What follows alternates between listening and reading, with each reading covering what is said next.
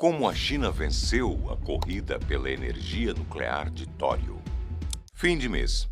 Você abre a conta de luz, faz aquela cara de novo não, e promete desligar o ar-condicionado mais cedo. Só um spoiler, você não vai.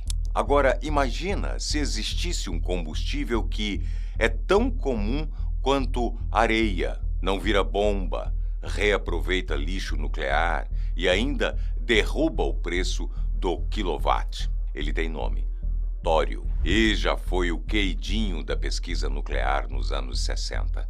Mas vieram bombas, desastres nucleares, o controle cada vez maior do petróleo sobre a economia e o tório foi parar no arquivo empoeirado. Quase todo mundo deixou para lá, menos a China. Enquanto o Ocidente investia em gás e vento, Pequim ressuscitou antigos estudos, contratou centenas de engenheiros e instalou no deserto um reator de sal fundido alimentado por tório. Ele já está ligado em fase de testes e o plano é colocar versões flutuantes no Mar do Sul da China antes da próxima década. Se funcionar, não muda só a sua conta de luz, muda a disputa por matérias-primas, muda a conversa sobre CO2, muda quem dita o preço da energia no mundo. Então fica a pergunta: por que todo mundo largou o tório?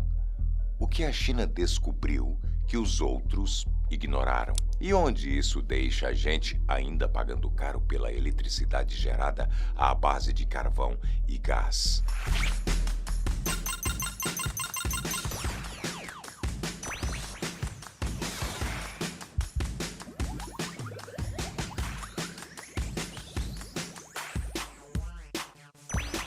A energia perfeita que o mundo esqueceu. No auge da Guerra Fria, o mundo estava dividido entre medo e poder. Mas não era o tipo de poder que acende casa ou move indústria, era o poder de destruir. Foi nesse cenário que os Estados Unidos fizeram uma escolha que hoje parece difícil de entender. Eles tinham nas mãos uma tecnologia nuclear mais segura, mais simples e com potencial para gerar eletricidade limpa por muito tempo. Mas como ela não servia para produzir armas, foi deixada de lado. A história começa no Laboratório Nacional de Oak Ridge, no Tennessee. Ali, nos anos 60, engenheiros testaram um tipo diferente de reator. Em vez de urânio sólido, ele usava tório dissolvido em sal líquido. Era uma abordagem incomum com dois pontos centrais. Funcionava em baixa pressão, o que reduzia o risco de explosão.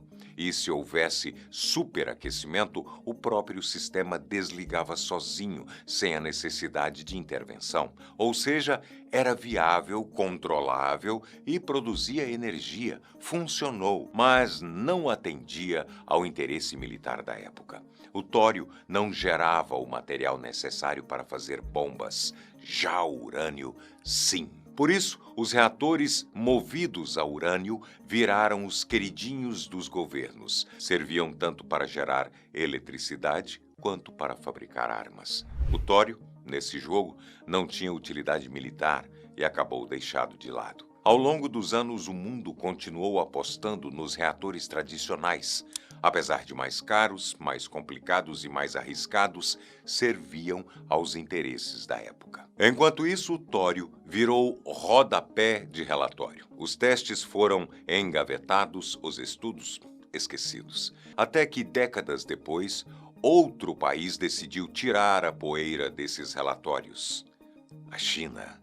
Não foi por nostalgia científica, foi por necessidade. Com uma população enorme, cidades crescendo sem parar e uma demanda de energia que não para de subir, o país precisava de uma nova solução. Algo que não dependesse de importações, poluísse menos e pudesse ser escalado rápido. Foi aí que os cientistas chineses voltaram aos projetos de Oak Ridge. Estudaram os dados, analisaram os cálculos, fizeram novos testes e ergueram no deserto de Gansu o primeiro reator de sal fundido com tório em mais de 50 anos. Agora a pergunta é: o que a China quer com isso? Por que investir tanto numa tecnologia que o resto do mundo descartou? E será que essa aposta muda só a forma como a gente gera energia ou muda também quem manda na energia daqui para frente? É isso que a gente vai ver agora. O plano da China com o tório não é só energia. Enquanto boa parte do mundo ainda discute se vale a pena investir em energia nuclear, a China já está anos à frente. Em 2021, o país colocou em operação, no meio do deserto de Gansu, o primeiro reator experimental de sal fundido com tório em mais de meio século. Pequeno, sim, mas real, funcional e parte de um projeto bem maior. Essa iniciativa não saiu do nada. Desde 2011, o governo chinês financia um programa nacional focado exclusivamente nesse tipo de tecnologia. São mais de 400 cientistas trabalhando em tempo integral para tornar o tório viável, não só como alternativa, mas como uma nova base energética para o país. E por que tanto interesse num combustível que o resto do mundo praticamente ignorou? Porque para a China, isso não é só uma questão de energia, é uma questão de estratégia. O país sabe que não pode continuar dependendo do carvão para alimentar suas cidades, nem de gás e petróleo importados para manter a indústria funcionando. Também investe pesado em energia solar e eólica, mas essas fontes têm um problema. Elas não são constantes. Se não tem sol ou vento, não tem geração. O tório entra aí, como uma peça que pode fechar esse quebra-cabeça. Ele oferece uma fonte de energia que não depende do clima, não precisa ser importada e pode funcionar de forma estável dia e noite. Isso, por si só, já resolveria uma boa parte da equação energética chinesa, mas o plano vai além. O governo também deixou claro que estuda formas de levar essa tecnologia para o espaço. Em documentos oficiais, a China mencionou o uso de reatores de tório em bases lunares e sondas espaciais. A lógica é simples. É um combustível leve, durável e mais seguro para missões de longa duração. O tipo de solução que encaixa com os planos ambiciosos do país para explorar o espaço nas próximas décadas. E se der certo aqui na Terra, a China ainda pode transformar essa tecnologia num produto de exportação. Em vez de depender da tecnologia dos outros, ela passa a vender reatores, sistemas e conhecimento para outros países. Em vez de consumidora, vira fornecedora. E os outros? Onde estão os Estados Unidos, a França, o Japão? Estão para trás. Até hoje, nenhum outro país levou adiante um projeto de reator de tório com sal fundido como a China. Os poucos testes que existiram fora de lá ficaram no papel, esbarraram em cortes de verba ou simplesmente nunca passaram da fase de laboratório. É como se o mundo tivesse deixado essa porta aberta por décadas e agora a China resolveu atravessar sozinha. E se essa travessia funcionar, o jogo muda, porque não é só sobre eletricidade mais barata ou mais limpa, é sobre influência. Quem comanda a próxima geração de energia pode também ditar as próximas regras do mundo. E a China já entendeu isso. O que está em jogo e por que isso não é só sobre energia? Quando a China investe bilhões em uma tecnologia que o resto do mundo deixou para trás, não é só uma aposta técnica, é uma jogada de longo prazo. Quem dominar o próximo grande salto energético vai ganhar muito mais do que luz barata. Vai ganhar influência internacional, acordos comerciais, acesso a matérias-primas estratégicas e principalmente autonomia. E esse é o verdadeiro centro da questão. Hoje, quase todo o país depende de alguém para manter a sua energia funcionando. O Brasil importa gás da Bolívia. A Europa ainda compra petróleo do Oriente Médio. E a China, mesmo sendo a segunda maior economia do mundo, ainda precisa importar carvão, gás e petróleo para suprir suas necessidades. Isso é caro, instável e, em muitos casos, perigoso. Por isso, desenvolver uma nova base energética limpa, estável e que pode ser feita com um combustível local é mais do que desejável, é urgente. E o tório, que ficou décadas esquecido, começa a parecer cada vez mais uma dessas cartas escondidas que podem virar o jogo. Agora, pensa comigo, e o Brasil? Nosso país tem uma das maiores reservas conhecidas de tório do planeta. Ele está aqui no solo, principalmente em estados como Bahia e Minas Gerais. Mas, por enquanto, não fazemos quase nada com isso. Seguimos com a velha matriz, hidrelétricas, termoelétricas e carvão e gás. E uma participação ainda tímida de energia solar e eólica. A discussão sobre o tório nem começou por aqui. Não temos programa de pesquisa sério nessa área, nem plano de médio prazo. Enquanto isso, a China testa, constrói e lidera. Se essa tecnologia se provar viável nos próximos anos, e tudo indica que isso está bem perto de acontecer, a disputa não vai ser só por conhecimento. Vai ser por quem fornece, quem regula, quem vende e quem compra. E a pergunta que fica é: vamos ser parte ativa desse novo cenário energético ou só mais um comprador na fila? Talvez a resposta esteja nos próximos anos, mas a corrida já começou e, por enquanto, só um país está correndo de verdade. Quando falamos em Lua e asteroides, muita gente imagina exploração científica, telescópios e belas imagens do espaço. Mas nos bastidores existe uma disputa bem mais silenciosa e bem mais valiosa. Governos, startups e investidores estão correndo para identificar onde estão os metais raros, a água congelada e até os gases que podem abastecer foguetes e computadores quânticos no futuro. É um jogo estratégico de informação, tecnologia e pressa. Quem descobrir primeiro domina o próximo grande mercado da humanidade.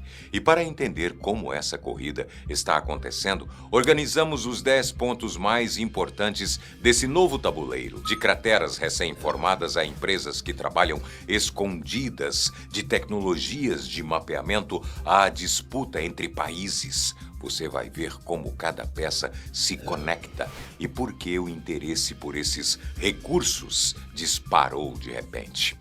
Número 10. 1 trilhão de dólares em metais na Lua.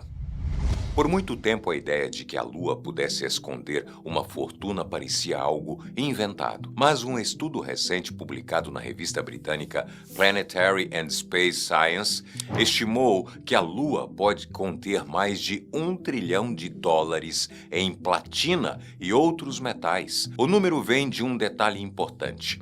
Ao longo de bilhões de anos, asteroides, cometas e meteoroides atingiram a superfície lunar em velocidades altíssimas, muitas vezes acima da velocidade do som. Cada impacto escava profundamente a crosta e mistura materiais da própria Lua com fragmentos ricos em metais trazidos de fora. Em vários pontos, esses fragmentos ficam tão próximos da superfície que nem precisariam de escavações profundas para serem estudados ou medidos em futuras missões. Como o satélite não tem atmosfera, erosão ou placas tectônicas, esses depósitos ficam praticamente preservados. Análises usadas para mapear asteroides próximos da Terra indicam que milhares dessas crateras possuem concentrações de metais valiosas o bastante para a mineração comercial. Algumas já foram observadas em detalhe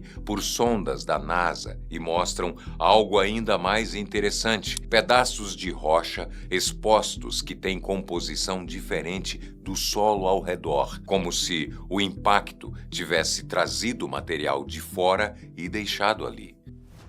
Número 9. As reservas gigantes de platina na Lua. Se o valor total estimado dos metais na Lua já impressiona, o que torna tudo ainda mais concreto é saber onde essa riqueza está concentrada. Um estudo conduzido por pesquisadores independentes identificou algo decisivo. Cerca de 6.500 crateras lunares podem conter metais do grupo da platina, incluindo platina, paládio e ródio, em quantidades consideradas promissoras para o comércio. Para a indústria, essa lista de elementos tem usos claros e importantes: catalisadores automotivos, equipamentos médicos, sensores, chips e tecnologias de energia limpa. Tudo depende de metais raros e caros, ou seja, não é apenas uma questão científica, é um pacote de aplicações imediatas para a Terra. Em várias crateras, a concentração desses metais é tão alta que supera em 1 a 2 vezes o número de asteroides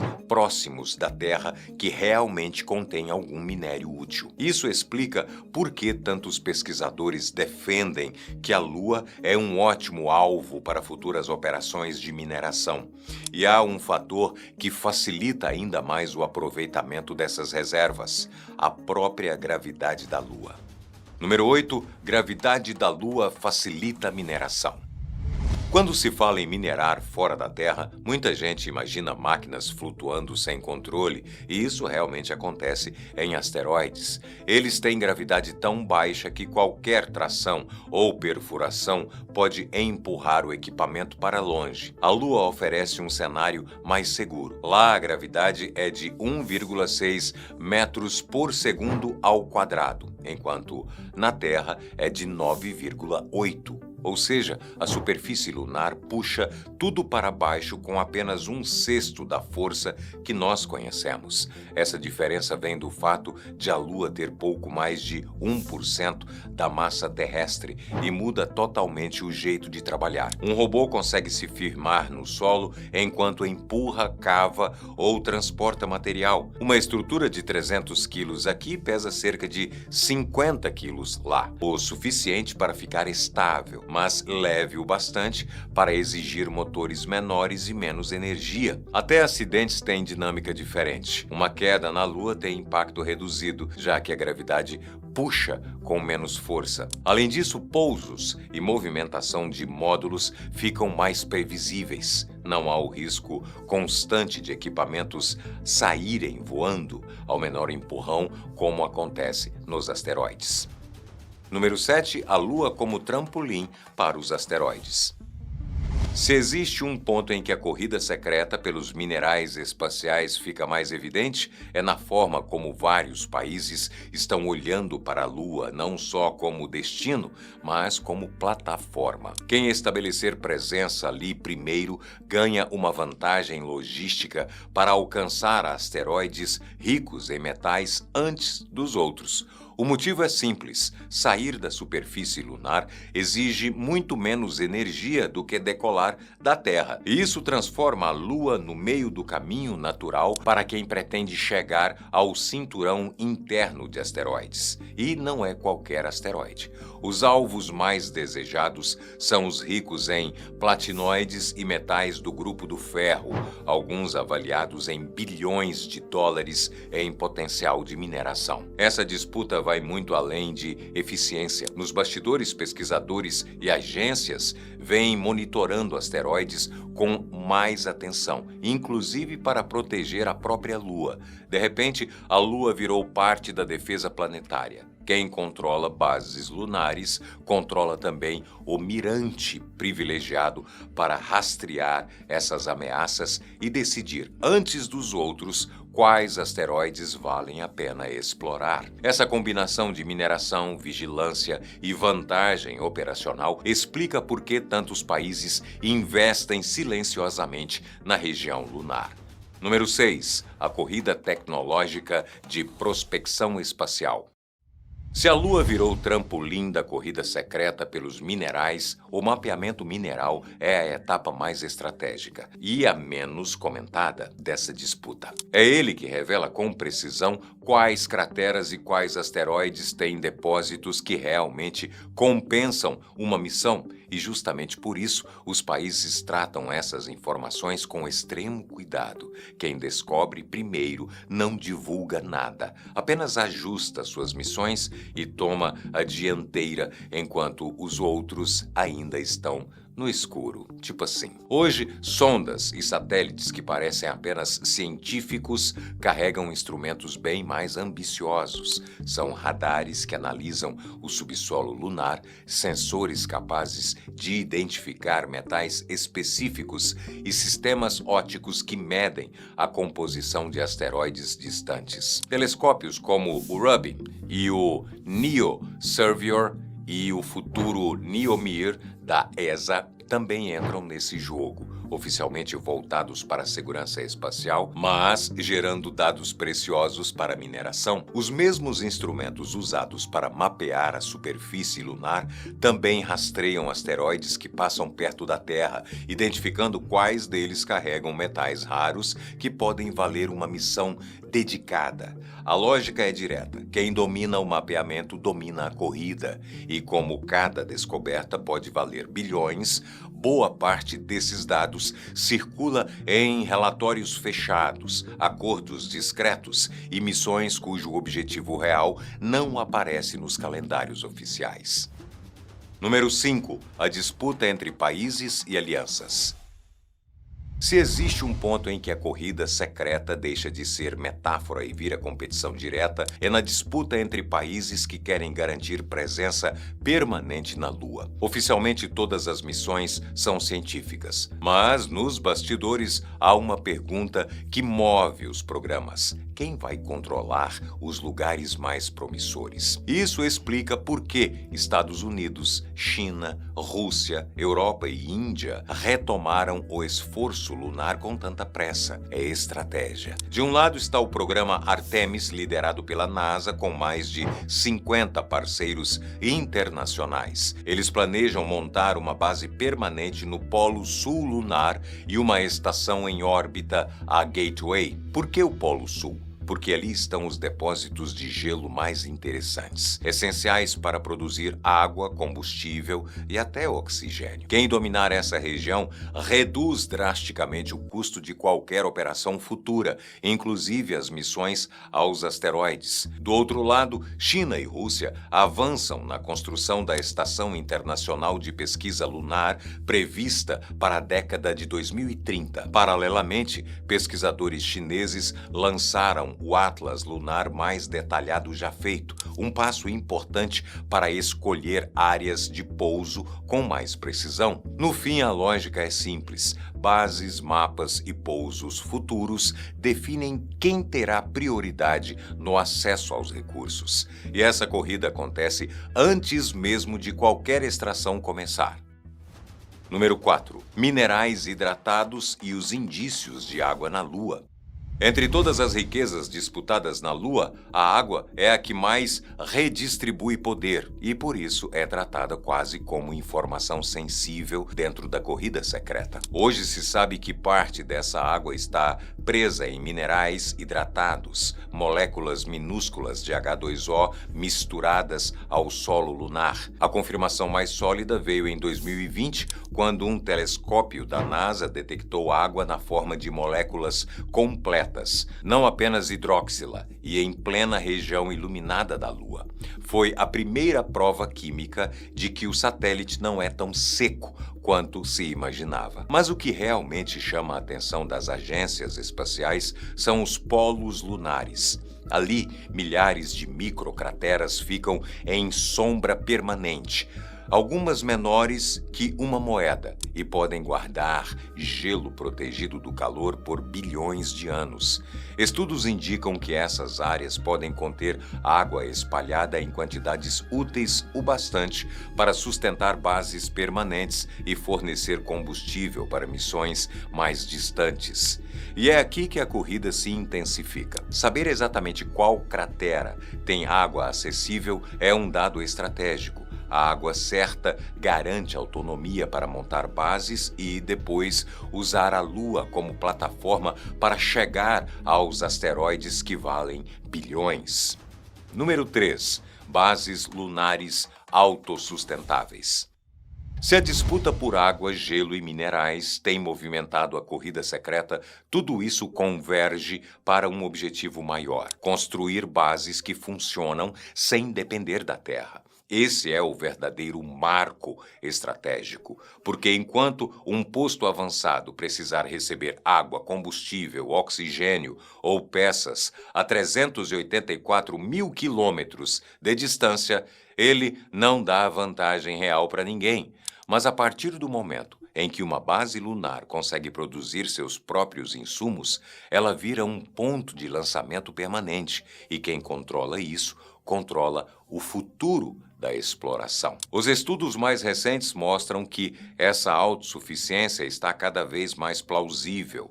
O gelo das regiões polares pode virar água e combustível. O rególito funciona como um material de construção. As impressoras 3D combinadas com energia solar conseguem moldar estruturas resistentes o suficiente para proteger astronautas da radiação. Em vez de transportar toneladas de material, o plano é usar o que a Lua oferece. A ideia soa simples, mas muda toda a lógica da corrida. Uma base assim permite algo que nenhuma missão atual faz: operar 24 horas por dia por anos. Isso significa explorar crateras com calma, refinar recursos no próprio local e planejar missões aos asteroides sem depender do tempo de voo desde a Terra. E é justamente por isso que tantas empresas passaram a disputar, quase em silêncio, quem será a primeira a transformar tudo isso em negócio. Número 2. As empresas que querem chegar primeiro. Se os governos disputam território, as empresas disputam oportunidade e fazem isso em silêncio. Nos últimos anos, surgiu um ecossistema de startups e gigantes aeroespaciais trabalhando em projetos que não aparecem na imprensa, apenas em reuniões fechadas com investidores. A lógica é simples: quem descobrir primeiro um asteroide rico em platina ou uma cratera lunar com água acessível não vai anunciar. Vai tentar garantir exclusividade. Um dos exemplos mais comentados é a Interlune, startup de Seattle que quer extrair hélio 3 da superfície lunar. O gás é raro na Terra, vale milhões por quilo e é usado desde computadores quânticos até detectores nucleares. A empresa já assinou contratos com o Departamento de Energia dos Estados Unidos e tem clientes esperando as primeiras entregas em 2029. Para isso, está desenvolvendo escavadeiras autônomas, sistemas de processamento e pequenos foguetes para trazer o material de volta. E ela não está sozinha. Algumas empresas já lançaram sondas próprias para mapear regiões específicas da Lua, enquanto outras focam diretamente nos asteroides. Duas estratégias diferentes, mas movidas pela mesma pergunta: qual alvo pode gerar lucro real antes de todo mundo? O mais curioso é que essas empresas não disputam só recursos, mas janelas de chegada. Uma missão bem-sucedida em 2030 pode valer bilhões apenas por colocar a marca na frente. A primeira a pousar, a primeira a extrair, a primeira a vender. É por isso que, enquanto governos discutem cooperação, o setor privado já fala em corrida e não quer ficar para trás. Número 1. As 109 mil crateras novas da Lua. No fim das contas, toda essa disputa chega a um ponto inesperado. A Lua está mudando mais do que imaginávamos. Um levantamento recente identificou mais de 109 mil crateras novas surgidas em regiões antes consideradas estáveis. São marcas de impactos recentes, pequenos demais para serem vistos da Terra, mas grandes o suficiente para revirar o solo e expor camadas profundas que nunca tínhamos acessado. Cada cratera nova funciona como uma espécie de amostra aberta, um rasgo no terreno que revela minerais, ligas metálicas e resíduos de antigos impactos de asteroides. Como se o próprio espaço estivesse reorganizando o tabuleiro enquanto todos correm para chegar primeiro. Quem analisa essas mudanças antes dos outros sabe onde pousar, onde perfurar, onde vale ou não vale gastar milhões. E isso explica por que esses dados são tratados com tanto cuidado. Quanto mais crateras surgem, mais instável e valiosa fica a disputa. Imagina uma ferrovia saindo do interior do Brasil, cruzando florestas, rios, montanhas, até desembocar no Oceano Pacífico. Um trem que liga o agronegócio brasileiro aos portos mais próximos da Ásia, encurtando caminhos, acelerando exportações e mudando o mapa logístico do continente. Essa rota está mais perto do que nunca de sair do papel. Brasil e China assinaram um acordo para estudar juntos a construção de uma ferrovia transoceânica, um projeto que pode se tornar uma das maiores rotas logísticas do século. Uma ferrovia transcontinental ligando o Atlântico ao Pacífico e colocando o Brasil em uma nova posição no comércio com a Ásia. Mas, junto com a promessa, vem uma série de dilemas. Quem vai pagar essa conta? Por onde o trem vai passar e, o mais importante, o que o Brasil ganha e o que pode perder ao embarcar nesse trilho com um parceiro que já controla portos, rotas e mercados do outro lado do oceano. Do papel ao trilho, o que já existe. A ferrovia transoceânica deixou de ser só especulação no dia 7 de julho de 2025. Foi quando o Brasil e a China assinaram oficialmente um acordo de cooperação para desenvolver estudos técnicos sobre o projeto. Do lado brasileiro, quem assinou foi a Infra SA, estatal vinculada ao Ministério dos Transportes. Do lado chinês, o Instituto de Planejamento Econômico da China, Railway, braço da maior empresa ferroviária estatal do mundo. O documento não promete obra imediata, nem garante financiamento, mas define o primeiro passo: um estudo conjunto de viabilidade com foco em sustentabilidade econômica, ambiental e social e, mais importante, revela o interesse real de ambos os países em tirar esse plano do papel. Esse interesse já vinha sendo construído nos bastidores. Em abril de 2025, uma delegação chinesa visitou o Brasil. Pouco depois, ministros brasileiros, incluindo Simone Tebet e Rui Costa, foram à China e foi lá que ficou claro: sem capital chinês, esse projeto não sai do chão. Como disse a própria Tebet, atualmente, quem tem os recursos necessários para isso é a China, tanto no setor privado quanto no público. O projeto que está sendo estudado prevê a construção de um corredor ferroviário saindo do porto de Ilhéus, na Bahia, e atravessando o país pelos estados de Goiás, Mato Grosso, Rondônia e Acre, até alcançar a fronteira com o Peru.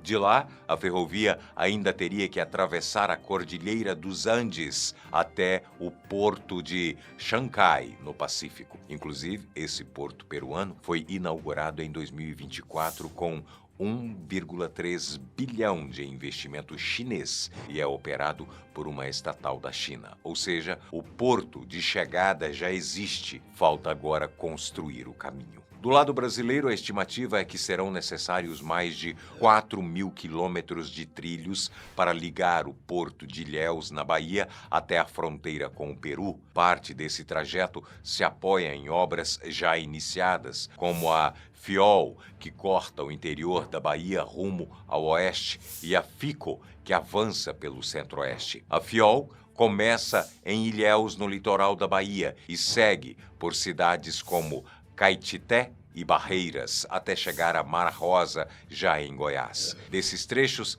apenas o primeiro, entre Ilhéus e Caetité, está pronto. O restante está em construção ou ainda em fase de projeto. De Mara Rosa, a FICO continua o traçado rumo ao norte, cruzando o estado de Goiás até Água Boa, no Mato Grosso, e dali segue até Lucas do Rio Verde, uma das principais cidades produtoras de grãos do país. Assim como na FIOL, parte da FICO está sendo construída e outra parte segue apenas no papel. Mas tudo isso cobre só metade do caminho. A partir de Lucas do Rio Verde, o desafio ainda maior começa. Mais de 1.400 quilômetros de trilhos que precisariam ser abertos até Cruzeiro do Sul, no Acre, passando por Rondônia e Acre, uma região que até agora não tem nem projeto definido. E no lado peruano, o desafio é ainda maior. A linha terá que escalar os Andes até mais de 4.000 metros de altitude. E até agora o governo do Peru ainda não apresentou nenhum traçado oficial para a parte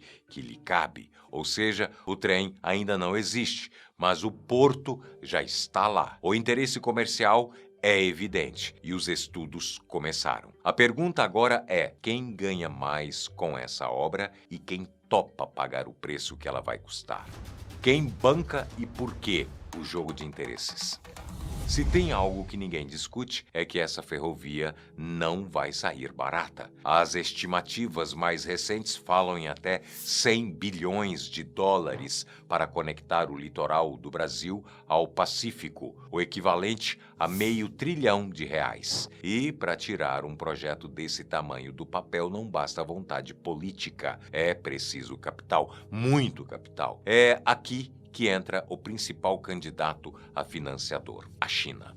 Não por generosidade, mas por interesse. A China é hoje o maior destino das exportações brasileiras. Compra soja, milho, carne, principalmente minério de ferro, boa parte vindo do centro-oeste. Mas essa carga enfrenta um caminho caro e demorado. Sai por rodovias até o sudeste, entra nos portos, cruza o Atlântico, passa pelo Canal do Panamá e só então chega ao mercado asiático. Com a ferrovia transoceânica, esse trajeto se encurta.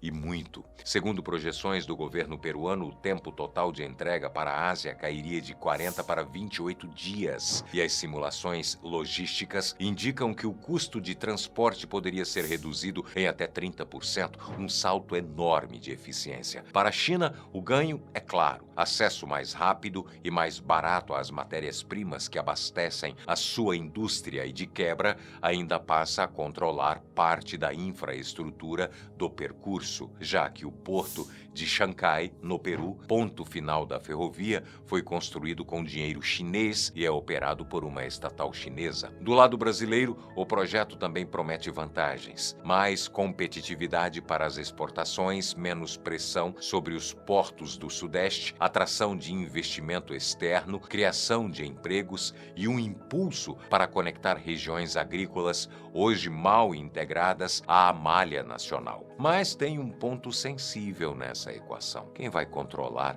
a infraestrutura quando tudo estiver pronto? O Brasil até agora não aderiu oficialmente à nova Rota da Seda, a iniciativa chinesa que já financiou obras gigantescas de transporte em vários países da Ásia, da África e da América Latina. Mesmo assim, os investimentos chineses no Brasil estão aumentando. E com eles cresce também a dependência tecnológica, financeira e estratégica. Não é paranoia. Outros países já enfrentaram esse dilema. Um exemplo famoso é o Sri Lanka, que, ao não conseguir pagar um empréstimo à China, acabou cedendo o controle de um porto por 99 anos. É o tipo de contrato que levanta alertas: infraestrutura pública sendo usada como moeda de troca em acordos desequilibrados. No caso da ferrovia Brasil-Peru, o governo brasileiro diz que quer evitar esse tipo de armadilha. O plano é leiloar trechos da obra na Bolsa de Valores, a B3, atraindo empresas privadas para operar e manter a malha ferroviária por meio de concessões. Os primeiros leilões da FIOL e da FICO estão previstos para 2026. A ideia é dividir os riscos, manter a soberania sobre os ativos e garantir que o projeto não fique inteiramente nas mãos de um só parceiro. Mas, no fim, tudo depende de uma equação delicada: quanto do projeto será financiado com dinheiro estrangeiro e o que será exigido em troca. Porque no mundo da infraestrutura não existe almoço grátis e quem investe espera retorno. O preço escondido: desafios e riscos. É fácil entender o apelo da ferrovia transoceânica. Ela encurta caminhos, reduz custos e pode reposicionar o Brasil no centro das exportações sul-americanas. Mas, no mapa, tudo parece mais fácil do que no terreno. Quem conhece a região sabe, cruzar a Amazônia e os Andes não é só caro, é complexo, instável e muitas vezes imprevisível. Boa parte do trecho planejado entre Brasil e Peru corta áreas de floresta densa, rios extensos, solos alagadiços, comunidades isoladas e zonas onde o poder público mal consegue fiscalizar o que já existe. E mesmo assim, seria necessário instalar trilhos, construir pontes, túneis, pátios de carga, sistemas de controle e manter tudo isso funcionando em tempo real. Do lado peruano, a situação não é muito mais simples. Para chegar ao porto de Chancay, a linha terá que escalar a Cordilheira dos Andes, superando altitudes de mais de 4.000 metros. É uma obra que exigiria engenharia de ponta, escavações em território montanhoso, zonas de instabilidade sísmica e muita articulação com as comunidades locais. Mas se tudo soa teórico demais, tem um exemplo que ajuda a aterrissar esse cenário: a rodovia interoceânica Brasil-Peru. Ela foi inaugurada em 2011 com uma proposta parecida: conectar o oeste do Brasil aos portos peruanos, facilitando a exportação para a Ásia. Custou mais de 2 bilhões de dólares, cruzou a Amazônia, envolveu múltiplos governos e hoje circula bem abaixo da capacidade. Estudos mostraram que a estrada acelerou o desmatamento, serviu como rota para grilagem e garimpo e não gerou o volume de comércio internacional que se prometia. Uma estrutura gigantesca construída para um fluxo que nunca chegou. É claro, ferrovia e rodovia são modais diferentes, mas os riscos são parecidos, especialmente quando a promessa econômica vem antes da análise ambiental, social e logística. Por isso, a questão central não é se a ferrovia é boa ou ruim, é se ela será bem feita, bem gerida e pensada, além do impulso exportador. Porque, no fim das contas, o Brasil até pode cruzar o continente de trilhos. Mas a pergunta real continua de pé: quem vai se beneficiar desse esforço monumental? E é isso que a gente precisa olhar agora. Futuro em aberto. O que o Brasil ganha e o que pode perder?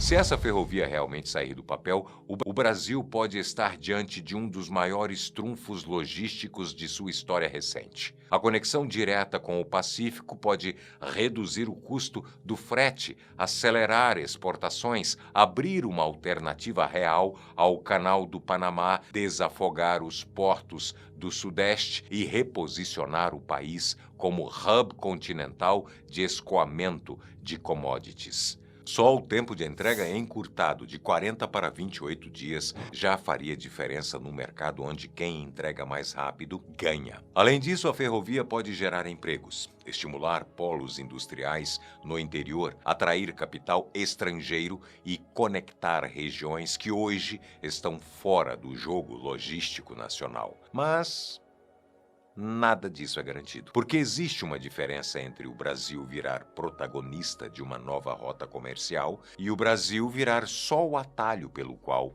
ela passa. Se os trilhos forem desenhados apenas para escoar commodities, sem agregar valor, sem estimular indústria nacional e sem retorno direto para as populações impactadas pelo traçado, o risco é claro: repetir o mesmo padrão de sempre. Infraestrutura construída para fora, com pouco desenvolvimento por dentro. E tudo isso num cenário político instável. O acordo atual foi firmado sob o governo Lula, no momento de reaproximação com a China e aposta em grandes obras públicas. Mas as eleições de 2026 estão logo ali e uma mudança de governo, tanto no Brasil quanto no Peru, pode adiar, travar ou até abandonar o projeto. E tem outro ponto: ainda não há obra em andamento, nem orçamento fechado, nem licenciamento ambiental. Só os estudos técnicos foram iniciados e os resultados devem levar anos. Ou seja, estamos ainda no começo, no rascunho. E, como acontece com toda grande obra de infraestrutura no Brasil, o que vai definir o futuro não é a engenharia, é a política, a transparência e o interesse em planejar a longo prazo. A ferrovia transoceânica pode sim mudar a lógica do transporte na América do Sul, mas também pode se tornar apenas mais uma promessa ambiciosa que parou no papel. Existem coisas que a gente acha que só vai ver em filmes de ficção. Tecnologias tão avançadas que parece impossível que elas sejam realidade. Mas nós te garantimos que essas imagens que você está vendo agora não tem nada de inteligência artificial. Do outro lado do mundo, a vida já está no futuro. A China, a cada ano, vem surpreendendo com inovações inacreditáveis. Hoje, no Top 10, separamos algumas inovações surpreendentes que já estão acontecendo no país asiático e que, quem sabe, podem chegar aqui no Brasil. Carros voadores. Imaginar veículos flutuando sobre nossas cabeças como se o futuro tivesse finalmente se libertado das amarras do asfalto, agora não é mais coisa de filme. Na China, esse futuro não é um vislumbre distante. Ele já levantou o voo. Xpeng Aero HT X2. Esse carro é uma visão em movimento. Esse veículo eVTOL, com decolagem e pouso vertical, cortou os céus de Dubai, provando que a ficção científica cedeu lugar à realidade. Compacto, silencioso e elétrico. Ele surge como a solução definitiva para os labirintos congestionados das grandes cidades. Yiheng 216, um titã dos céus. Um drone colossal que redefine o conceito de transporte. Totalmente autônomo, ele não apenas carrega passageiros, mas também sonhos de um mundo onde o céu se torna um novo caminho. Com testes realizados em países como o Brasil, o Yiheng 216 não é apenas viável, é o prenúncio de uma revolução aérea iminente. Na China, os céus deixaram de ser limites, eles agora são estradas. Carro Shane. Que os carros elétricos estão cada vez mais populares, todo mundo já sabe. Mas enquanto alguns países ainda engatinham para usar essa tecnologia, os chineses já estão 10 passos à frente. Sem volante e com apenas 2 rodas. Esse é o revolucionário Shane, um carro elétrico autônomo que promete transportar até 5 pessoas. É uma experiência de forte inovação tecnológica, como controle de velocidade diferencial e amortecedores regenerativos. O Shane não é apenas um carro elétrico, mas também um projeto visionário que promete revolucionar a maneira como é possível se locomover. Esse modelo futurista quebra todas as regras, trazendo uma maneira completamente nova de se deslocar. Apesar do design supermoderno e da ótima autonomia, marcas registradas do carro, ele ainda tem algumas características em comum com os carros comuns, como a capacidade de levar carga e passageiros. A estrutura de vidro e metal que se abre como uma concha garante mais espaço na parte de trás para guardar objetos. Por dentro, o design é até familiar, mas o jeito de entrar no carro é bastante diferente. A parte da frente inteira levanta. Acho que nem os Jacksons pensaram nisso, confessa pra mim. Voltando ao assunto, Shane Shen, o criador desse projeto, disse que esse conceito de carro com 2 rodas, que consegue alcançar altas velocidades e ainda ser econômico em energia, vai revolucionar a mobilidade. Para ele, o carro tem tudo para mudar nossa forma de pensar sobre transporte. Carros com 2 ou 3 rodas não são exatamente novidade, mas sempre tiveram problemas com estabilidade, especialmente em velocidades altas ou em curvas mais fechadas. Só que o Shane resolve esses problemas com rodas gigantes e um sistema que ajusta o centro de gravidade dependendo da situação. Mas me diz, você teria coragem de entrar em um carro de apenas 2 rodas, sem motorista e totalmente automático? Confessa pra gente aqui nos comentários. Carros que estacionam sozinhos. Estacionar.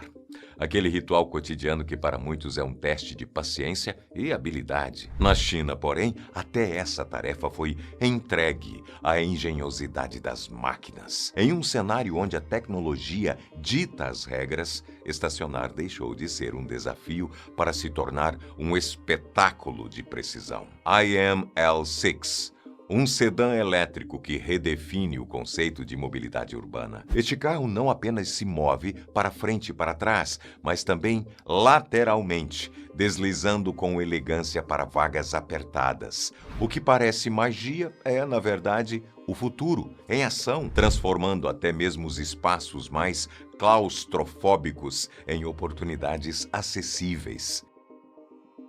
Estacionamentos automatizados. Nas metrópoles chinesas, o caos dos estacionamentos foi domado por sistemas robotizados. Veículos são levados automaticamente a vagas pré-programadas, como peças de um gigantesco quebra-cabeça urbano. Aqui não há margem para erro, apenas eficiência implacável e economia de tempo. Na China, estacionar deixou de ser um ato humano e se tornou um espetáculo tecnológico. Onde antes havia dúvida e hesitação, agora há precisão e confiança.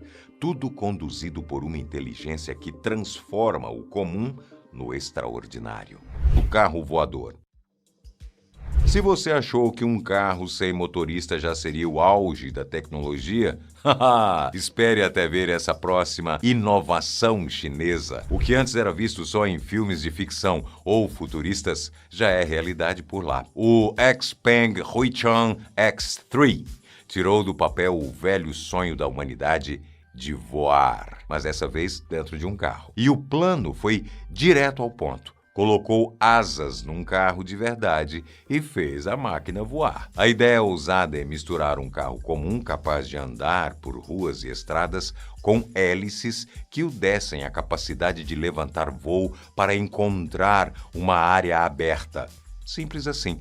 O truque está nos 4 rotores que fazem parte do motor elétrico, cada um com 3,5 metros de diâmetro. Juntos, eles conseguem erguer um carro de 2 toneladas e botar no ar. Durante os testes, o XPeng Huichang X3 não só decolou, como também fez alguns movimentos e inclinações leves, mas ainda tem muito chão, ou céu, pela frente. Apesar do protótipo ter cumprido os requisitos básicos, a marca quer melhorar a eficiência energética do carro, já que ele consome 10 a 15 vezes mais energia do que o ideal para funcionar. E o CEO da XPeng Motors mandou um recado. Disse que muitas pessoas não acreditam que carros voadores podem ser criados e que, para convencê-los, há apenas uma maneira: criá-los para que vejam com os próprios olhos. Confiante, hein? Meio coach. Esse modelo de carro voador faz parte de um plano que vem sendo traçado por várias empresas há alguns anos. Os VTOLs, que é a sigla em inglês para Aeronave Elétrica de Decolagem e Pouso Vertical, vão decolar de vertiportos, tanto para transportar pessoas quanto cargas. Algumas empresas querem aproveitar a estrutura que já existe nas cidades para montar esses vertiportos, enquanto outras estão optando por construir os seus próprios locais de pouso e decolagem e até criar espaços compartilhados para isso. A ideia é que no futuro cada bairro tenha o seu vertiporto, funcionando como se fosse um terminal de autocarros ou uma estação de metrô, só que no ar. Desde 2010, várias startups e gigantes da aviação passaram a investir nos VTOLs. A Airbus Helicopters, por exemplo, entrou no jogo em 2015 com um projeto de carro voador. A americana Boeing e a brasileira Embraer também estão de olho nesse mercado e querem garantir o seu lugar no céu. E aí, será que daqui a uns anos vamos estar indo para o trabalho de carro voador? Carros elétricos modernos. No coração da revolução automobilística, a China não apenas segue tendências, elas cria. Os veículos elétricos não são apenas uma alternativa sustentável. Na China, eles representam a fusão de design visionário e tecnologia avançada. Aqui, o futuro ganha forma em modelos que reimaginam o que significa dirigir. BYD Atto 3. Um SUV que transcende o convencional. Com design contemporâneo e eficiência impecável, o Atto 3 conquistou mercados globais, da Austrália e da Noruega, posicionando o BYD como uma das líderes incontestáveis na indústria de EVs. Não é apenas um carro, mas um manifesto de como a China exporta inovação. NIO ET7, luxo, autonomia, potência, se encontram neste sedã elétrico que promete até 1.000 quilômetros por carga. Seu interior minimalista e futurista, aliado a sistemas avançados de condução autônoma, fazem do ET7 mais do que um rival da Tesla. Ele é o anúncio de uma nova era de sofisticação. Zeekr 001 da Geely.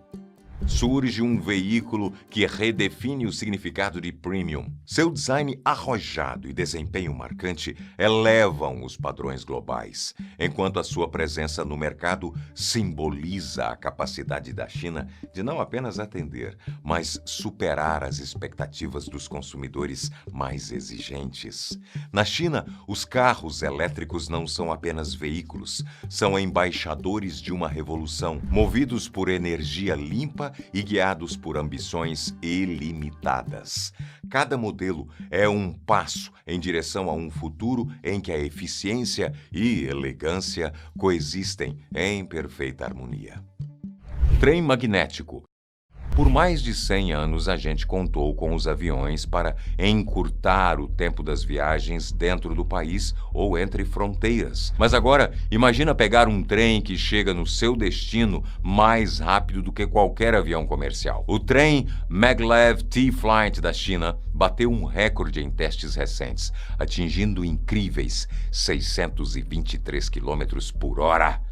E o mais impressionante, os desenvolvedores acreditam que no futuro ele pode passar da velocidade do som, que é cerca de 1.200 km por hora. Esse projeto foi criado pela China Aerospace Science and Industry Corporation, também conhecida como CASIC. A proposta é combinar levitação magnética com túneis de baixa pressão. Essa dupla dinâmica reduz a resistência do ar e deixa o caminho mais livre para essas velocidades insanas. A CASIC está a colaborar com a T-Flight desde 2022, depois que a Hyperloop, empresa de Elon Musk, que tentava criar um trem-bala, jogou a toalha e encerrou as operações. Durante um teste da Datong, na província de Shaanxi, usaram uma pista especial construída com padrões super precisos de planicidade e geometria. O resultado? Um novo recorde que deixou para trás o Maglev supercondutor do Japão, que atingia os 603 km por hora, enquanto o T-Flight cravou 623 km por hora. E os planos para o futuro são ainda mais loucos. Estão a falar em rotas que podem chegar a incríveis 2.000 km por hora. Isso é mais do que o dobro da velocidade de um Boeing 737 e deixa até o som para trás, comendo poeira. Com isso, o transporte terrestre promete brigar feio com o aéreo. Trens de alta velocidade e maglev. Se há um país que redefine o que significa viajar rápido, pode ter certeza, é a China. Sua rede ferroviária não é apenas uma conquista de engenharia, é uma declaração audaciosa de como o futuro pode ser impulsionado pela velocidade e pela inovação. CR-450, o próximo salto no legado dos trem-bala chineses. Projetado para atingir impressionantes 400 km por hora, o CR-450 não é apenas um meio de transporte, é uma experiência de luxo e eficiência, prometendo conectar cidades com rapidez sem precedentes. Quando lançado, marcará uma nova era para as viagens ferroviárias. Trens maglev. A levitação magnética, já em operação em regiões da China, está evoluindo para algo que parece desafiar as leis da física, com a capacidade de alcançar velocidades superiores a 1.000 km/h. Esses trens flutuam literalmente sobre os trilhos, eliminando atritos e redefinindo o conceito de transporte interurbano. Projetos visionários incluem a combinação dessa tecnologia com túneis a vácuo, criando corredores de transporte que mais se assemelham a portais futuristas. Na China, o futuro não se move apenas rápido. Ele flutua e desliza com precisão e ambição, rompendo barreiras e levando a ideia de viajar a novos horizontes. Número 6. Túnel submerso.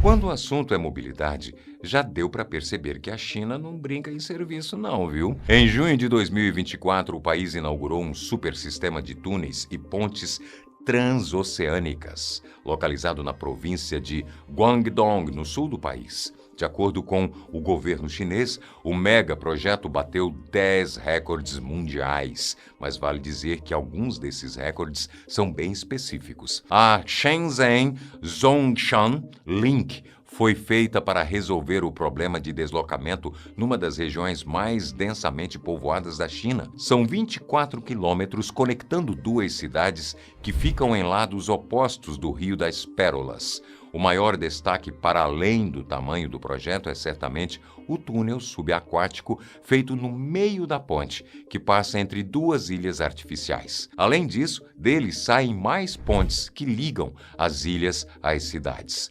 Com 8 faixas e velocidades de até 100 km/h, a ligação promete cortar uma viagem de 2 horas para apenas 30 minutos. Depois de 7 anos de construção, a ponte foi finalmente aberta em 30 de junho de 2024. E olha só, o Shenzhen-Zhongshan Link bateu 10 recordes mundiais. Mas não são aqueles recordes clássicos tipo a ponte mais longa do mundo. Não, são recordes bem detalhados e específicos. Eu vou te contar alguns deles.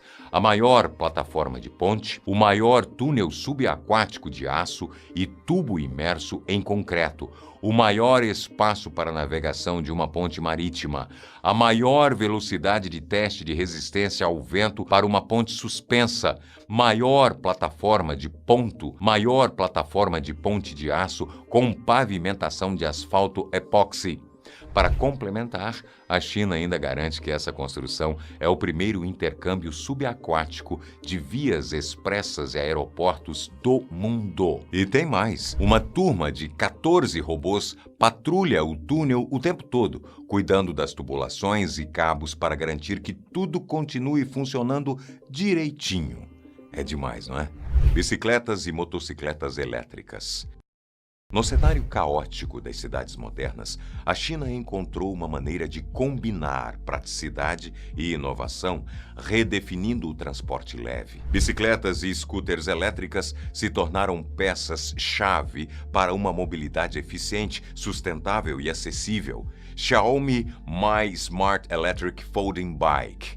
Pequena no tamanho, mas gigante em funcionalidade. Essa bicicleta elétrica dobrável é a companheira ideal para quem enfrenta o vai e vem urbano. Compacta e leve, ela une design minimalista à eficiência energética, mostrando que até os trajetos curtos podem ser, sim, revolucionários. NIO NQi Series e Super Soco TC Max.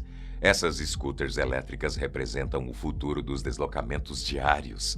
Com designs elegantes e motores silenciosos, elas oferecem velocidade e sustentabilidade em perfeita harmonia. Perfeitas para driblar o trânsito das metrópoles, são alternativas que traduzem a essência de uma mobilidade ágil e consistente. Na China, até o transporte mais leve carrega o peso de uma grande transformação. Silenciosos, sustentáveis e projetados para o ritmo frenético das cidades, bicicletas e motocicletas elétricas são um lembrete de que a inovação não precisa ser grandiosa para ser impactante. O carro flutuante. Você quer mais inovação? Então presta atenção nesse carro. Ele é um SUV híbrido de luxo e que consegue girar 360 graus em torno do próprio eixo e navegar na água. Sim, esse é o Yangwang U8 da BYD. E, para deixar a coisa ainda mais insana, o painel do carro mostra até a profundidade em que ele está submerso. O carro foi lançado na China em 2023 e, quem sabe, pode chegar por aqui no Brasil em breve. O preço? Mais de R$1 milhão. Ele tem capacidade de ficar pouco mais de 1 metro debaixo da água, por um tempo de até meia hora. Mas o BYD avisa que isso é só para emergência, viu? Não é para sair brincando por aí, não. E para quem acha que o modelo é de luxo só na terra, ele também anda muito bem debaixo d'água, podendo acelerar até 3 km por hora. Em um teste, o U8 ficou semi-submerso em um tanque controlado e ainda fez umas curvas assim de boa debaixo d'água, sem nenhum drama. E não é só isso. O Yangwang U8 também é um monstro em tamanho. Tem 5 metros de comprimento, 2 metros de largura e 3 metros de distância entre eixos. Ele chama a atenção pelo visual diferentão, com faróis de LED super exclusivos que se integram à grade iluminada. Segundo o diretor de design da BYD, Wolfgang Edger, o objetivo era criar um efeito de céu estrelado. E para fechar com chave de ouro, o U8 tem mais um truque na manga. Ele consegue rodar mesmo com o pneu furado, graças a um sistema de tração individual para cada roda. Se uma das rodas der problema, ela para de tracionar e o carro segue normalmente. Incrível, né? Carros autônomos. Na China, o volante está perdendo o seu propósito e o motorista já é quase uma memória de um passado longínquo. Em um país onde a inovação tecnológica dita o ritmo da transformação, os carros autônomos não são uma promessa, são uma realidade tangível, desafiando convenções e redefinindo a mobilidade. Baidu Apollo Go. Imagine entrar em um carro sem motorista, sem comandos verbais ou toques desajeitados, apenas movimento, precisão e destino. Esse é o Apollo Go, o serviço de robotáxi que percorre as ruas de Pequim e Wuhan, levando passageiros como se a ficção científica já fosse parte do cotidiano. Nos Estados Unidos, a tecnologia ainda engatinha. Na China, ela voa. AutoX. Em Shenzhen, a visão do futuro é clara como o dia. Esta startup, apoiada pela gigante Alibaba, comanda uma frota de robotáxi de nível 4, onde nem mesmo a supervisão humana é necessária. São máquinas que navegam sozinhas, antecipando cada curva e cada obstáculo com uma eficiência quase sobrenatural. Pony AI e o WeRide. À medida que expandem seus domínios, essas empresas não apenas quebram barreiras tecnológicas, elas conquistam a confiança de um governo que aposta no inevitável. Em ruas movimentadas e caóticas, seus veículos autônomos se movem com a calma calculada de algo que parece saber mais do que deveria. Na China, a mobilidade sem motoristas não é apenas um conceito. É uma revolução silenciosa que se move, avança e observa, conduzindo o presente rumo ao inevitável. Bombeiros drones. Drones não são só para tirar fotos e fazer filmagens incríveis. Eles também estão ajudando no combate a incêndios. Com esses equipamentos, os bombeiros conseguem combater o fogo de forma mais eficiente, especialmente em lugares de difícil acesso. Esse uso de drones está sendo explorado em vários países e na China, por exemplo, está se destacando com uma tecnologia bem bacana. A ideia é simples. Primeiro, um drone faz o reconhecimento da área afetada pelo incêndio. Depois, Outro drone, equipado com uma mangueira, chega para jogar água e apagar o fogo, uma forma moderna e super eficiente de lidar com incêndios em locais complicados. Uma das maiores vantagens do drones é a capacidade de acessar áreas de difícil alcance, como prédios altos, zonas de risco elevado ou terrenos acidentados, onde os bombeiros humanos poderiam enfrentar dificuldades e até riscos graves. Por exemplo, em incêndios florestais, os drones podem sobrevoar a área e mapear o local, ajudando os bombeiros a identificar os focos de incêndio e as rotas mais seguras para atuar. Além disso, os drones também têm câmeras térmicas, o que permite detectar fontes de calor como focos de incêndio, mesmo em condições de visibilidade reduzida, como à noite ou em áreas com muita fumaça. Isso torna o trabalho muito mais prático, rápido e seguro, já que as equipes podem planejar melhor as ações, evitando riscos desnecessários. Outro uso importante é na busca por vítimas em áreas de desastre, em situações de desmoronamentos ou em locais onde há risco de colapsos. Os drones conseguem voar sobre os escombros e fazer imagens em tempo real, ajudando a localizar pessoas com maior precisão e agilidade. Além disso, eles podem transportar pequenos equipamentos de primeiros socorros ou até mesmo cordas para resgates rápidos. A China tem investido bastante nesse tipo de tecnologia. Em algumas cidades, os bombeiros já contam com drones que podem ser acionados automaticamente assim que um incêndio é detectado, começando a mapear o local enquanto as equipes ainda estão a caminho. Isso ajuda a economizar tempo, algo crucial quando se trata de incêndios. Com a tecnologia evoluindo a todo vapor, é bem provável que o uso de drones pelos bombeiros da China só aumente. Isso vai deixar o trabalho deles ainda mais rápido, seguro e eficiente. Com câmeras de alta resolução, sensores de calor e até inteligência artificial, esses drones estão virando verdadeiros aliados dos bombeiros, ajudando não só a apagar incêndios, mas também a salvar vidas. Bem, deu para sentir que a China é, definitivamente, sinônimo de futuro. Inovações cada vez mais incríveis e tecnologias de tirar o chapéu. Deixa todo mundo ansioso para ver o que ainda está por vir, é ou não é? Afinal, o futuro é logo ali. Agora me conta você, qual desses itens dessa lista mais chamou a sua atenção? E em qual dessas tecnologias você não confiaria de jeito nenhum? Escreve aqui nos comentários. E se você gostou desse vídeo, não esquece de deixar o seu like e compartilhar com quem vai gostar também. E se inscreva aqui embaixo para não perder nenhum conteúdo novo do canal Top 10.